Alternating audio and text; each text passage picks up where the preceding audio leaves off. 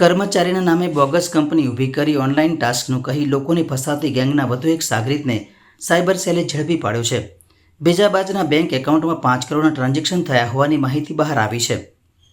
વડોદરામાં રહેતા ફરિયાદીને YouTube channel પર સબસ્ક્રાઇબ અને લાઇકના ટાસ્ક કરી ઘેર બેઠા રૂપિયા કમાવાની લાલચ આપી 8 લાખ પડાવનાર ગેંગ સામે ફરિયાદ નોંધાતા સાયબર સેલે અગાઉ અમદાવાદથી 3, દિલ્હીથી 2 અને મહારાષ્ટ્રથી 1 આરોપીને પકડ્યા હતા. પોલીસે આ કેસમાં કર્મચારીના નામે બોગસ કંપની શરૂ કરનાર ન્યૂ દિલ્હીના સરિતા વિહાર મદનપુર ખાતે રહેતા આકાશસિંહ સંજયકુમાર સિંઘને ઝડપી પાડ્યો છે. પોલીસે તેની પાસેથી 5 મોબાઈલ અને 1 લેપટોપ કબજે લીધા છે.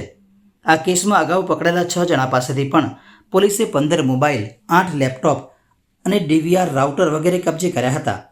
પોલીસની તપાસમાં જે બેંક એકાઉન્ટનો ઉપયોગ કરવામાં આવ્યો હતો તેમાં 5 કરોડના ટ્રાન્ઝેક્શન જોવા મળ્યા છે. જ્યારે આ એકાઉન્ટમાં ભોગ બનેલા 144 લોકોએ સાયબર સેલને જાણ કરી હતી.